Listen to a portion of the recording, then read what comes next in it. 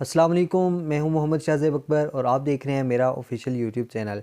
आज एक नई बात के साथ एक दफ़ा फिर आप सबकी खिदमत में हाज़िर हूं और कुछ नई सियासी ख़बरें आप सबके लिए लाया हूं। एक नया तज्ज़िया आप सबके लिए लाया हूं, कुछ हालिया वाक़यात और जो कुछ आने वाली प्रेडिक्शंस हैं, आने वाले दिनों में कुछ नई चीज़ें होने वाली हैं। इंशाल्लाह आज हम उस पे गुफ्तगू करेंगे।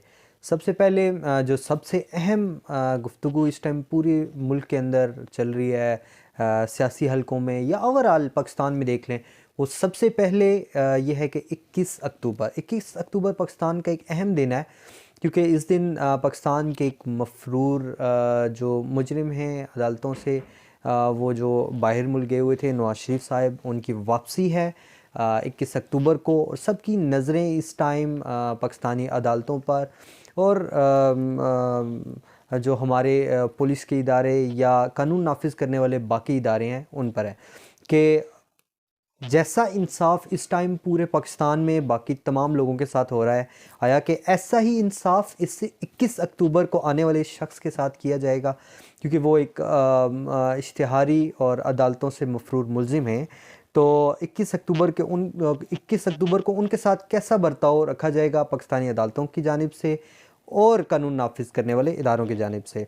इस टाइम पूरे पाकिस्तान की अवाम की नज़रें इस चीज़ के ऊपर हैं और लेट्स सी इस बारे में बात करना कुछ कबल अज़ वक्त होगा। वैसे हमारे ज़राए के मुताबिक उनकी ज़मानत बिल्कुल रेडी है। जिस भी अदालत पे उनकी ज़मानत के कागज़ात पेश किए जाएंगे उनको बिल्कुल ज़मानत मिल जाएगी, आसानी से मिल जाएगी। लेकिन इससे बाकी पाकिस्तानी जो अवाम है इनके हालात पर क्या असर पड़ेगा?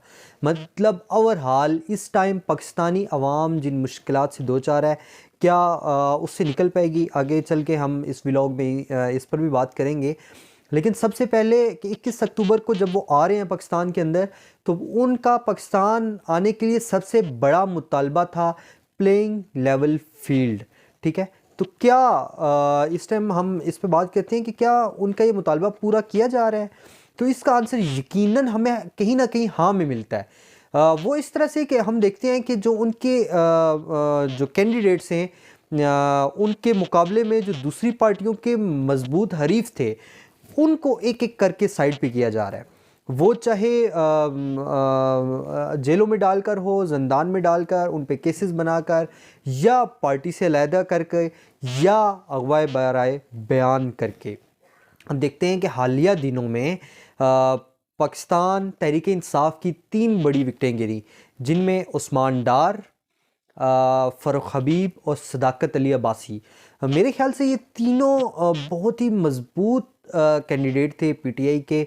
जो इनकी हालिया हुकूमत थी उसमें बड़ी अहम पोजीशंस पर थे और पार्टी के इंट्रा पार्टी जो सिचुएशन होती है उसमें बड़े मजबूत पोजीशन पर थे। उस्मान डार की बात की जाए तो पाकिस्तान की तारीख का सबसे बड़ा जो सियासी पार्टी की तरफ से अगर वॉलंटियर फोर्स हो तो वो पाकिस्तान तहरीक इंसाफ की जानिब से बनाई गई थी, टाइगर फोर्स के नाम से। तो उस्मान टाइगर कह लें या उस्मान डार साहब कह लें, उन्होंने उसको लीड किया और वो जो पाकिस्तान तहरीक इंसाफ की यूथ थी उसके भी वो सदर थे। तो वो एक मजबूत कैंडिडेट के तौर पर देखे जाते हैं पाकिस्तान तहरीक इंसाफ में। लेकिन हालिया दिनों में अचानक वो गायब हो गए, अगवा हो गए। अदालतों में पटिशन्स दायर की गई, पुलिस के पास एप्लीकेशंस दायर की गई कि उस्मान डार साहब लापता हैं, अगवा हो गए हैं।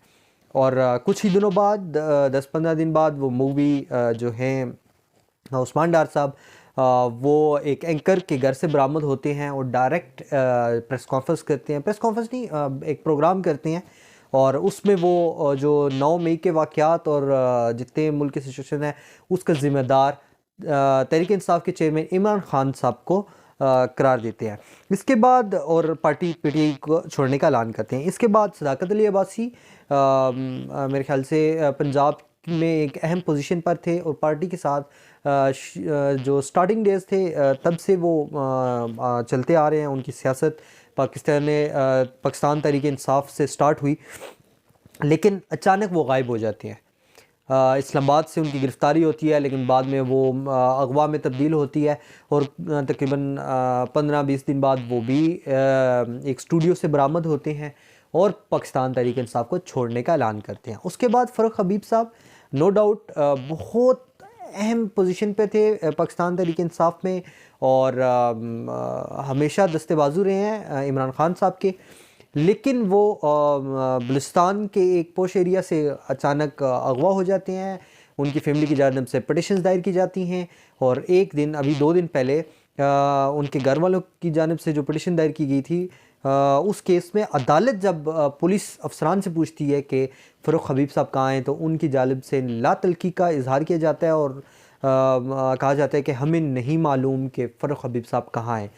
ठीक 2 घंटे के बाद इस्तेकाम पार्टी के ऑफिस से बरामदगी होती है फ़ारूक हबीब साहब की, और वो पाकिस्तान तहरीक इंसाफ को छोड़ने का ऐलान करते हैं।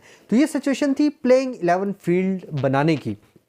तो अब सवाल यहाँ पर ये पैदा होता है, जवाब तो यह है कि जी हाँ प्लेइंग 11 फील्ड बनाई जा रही है, लेकिन सवाल यहाँ पर एक और जन्म लेता है, वो ये कि क्या इसका फ़र्क पाकिस्तान तहरीक इंसाफ पर पड़ेगा या इसका फ़ायदा नवाज शरीफ साहब को होगा।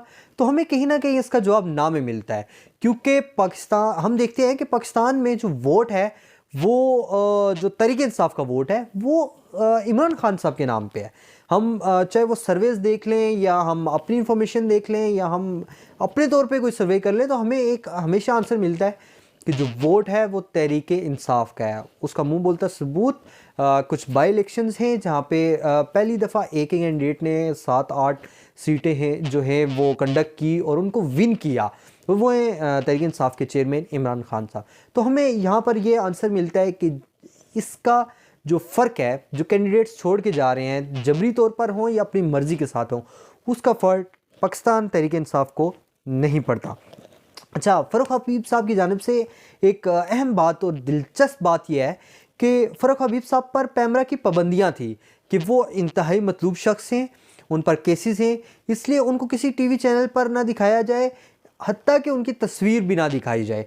इतने सख्त अहकामात थे पैमरा की जानिब से तमाम जो मीडिया चैनल्स हैं, मीडिया हाउसेज़ हैं उनको। लेकिन हम ये देखते हैं कि जब प्रेस कॉन्फ्रेंस का वक्त आया और इस्तेकाम पार्टी से के ऑफिस से जब इनकी बरामदगी हुई, तो वहाँ पर इनकी प्रेस कॉन्फ्रेंस को ऑन एयर किया जाता है पाकिस्तान के नेशनल टीवी के ऊपर। तो यहाँ पे एक क्वेश्चन मार्क है कि पैमरा क्या अब उन टीवी चैनल्स, मीडिया हाउसेस और ख़ुसूसन पाकिस्तान के नेशनल टीवी पीटीवी के ख़िलाफ़ कोई एक्शन लेगा, क्योंकि सब ने ब्रोक किया है उन अहकामात को जो जारी किए गए थे पैमरा की जानिब से।